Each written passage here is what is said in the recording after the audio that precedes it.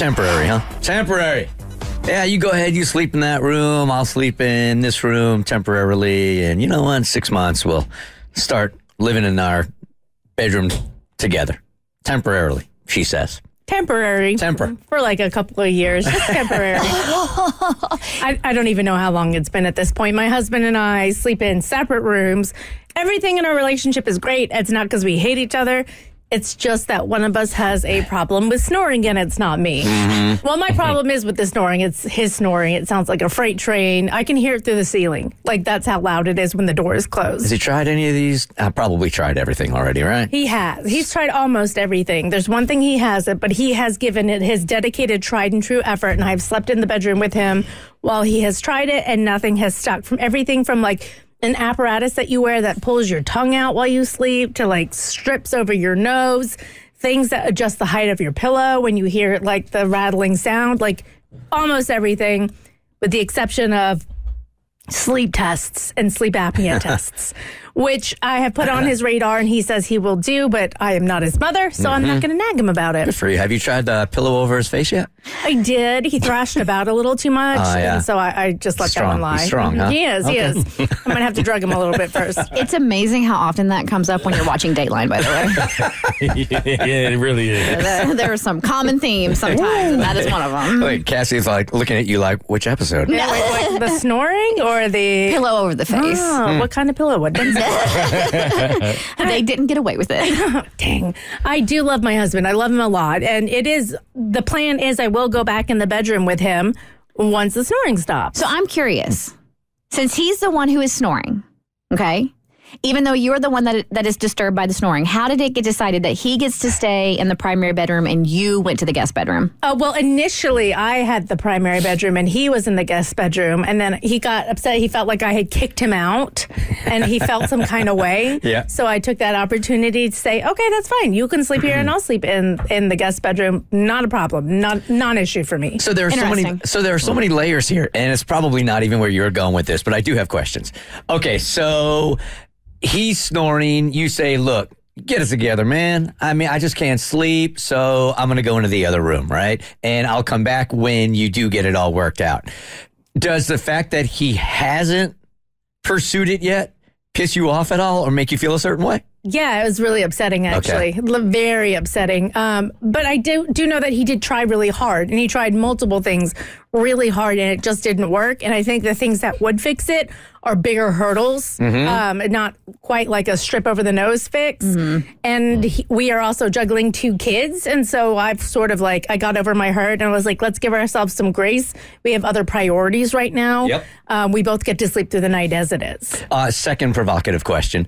Are you not pressing him on it? Because you kind of like sleeping in the bed by yourself. I mean, yes and no. I really miss him. Mm-hmm. I really do. And I actually do feel that sleeping in separate bedrooms kind of, our relationship took a little bit of a hit. I don't know. It distanced you. Especially, I think, when you add the kids into the mix as well, because we're fairly new parents. And so it just sort of, you start to feel like roommates a little bit, which is weird. I really miss sleeping next to him. There is something about, you guys aren't talking. You probably aren't snuggling each other all night long, but there is just something about having that person in the bed with you that is very intimate, right? It is, but then again, when we did try and sleep in the same bed together because we had someone come visit, I have this sleepy essential oil spray. I spray on my pillows, and he's like, it's in my mouth. What is it? And I snuggle down, and he turns on his iPad, full volume, full brightness, and I'm like, what is going? It was literally out of a movie. I'm like, we're not compatible anymore because we're so used to sleeping alone. But I stopped pressing the issue.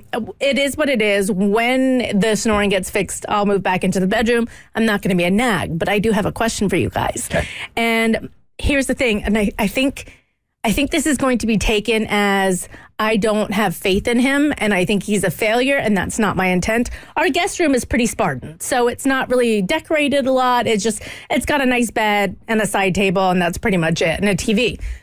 I want to start decorating it. I'd like to get some nice wallpaper up, a nice flush rug, some really nice bedding, because that is my room now. That is where I'm living or sleeping for the foreseeable future. So I would like to start investing in decorating it and making it like Do it. a nice room of comfort. But But it feels like there's an emotional chess game happening here, though, even though it's unsaid.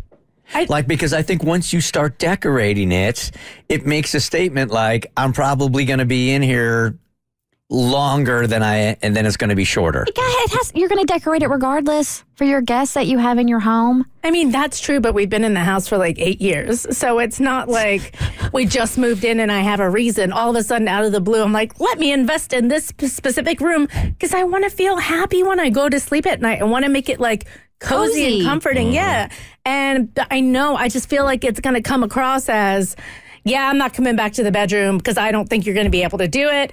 And almost passive aggressive. And I don't mean it to be. Maybe I'm just not seeing it that way, but I feel like this would be a win-win for you because obviously you have to be there, whether you want to be or not. Right now, you have to be. So decorating it makes perfect sense. And even if it does kind of, I guess, come off a little bit of a weight to him, wouldn't that motivate him more now to want to get the situation fixed, seeing that you're actually trying to get comfortable in the space?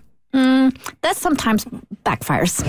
How do you mean? Well, you do something like that in the hopes that it's going to light a fire. Right. And sometimes it extinguishes the fire and they get defiant. And they're like, oh, you're going to be like that? Well, then I'm just not going to do it. Got it. I love your dude, Chad, but this one's on him. Yeah. I think this is on him. No, Yeah. it is.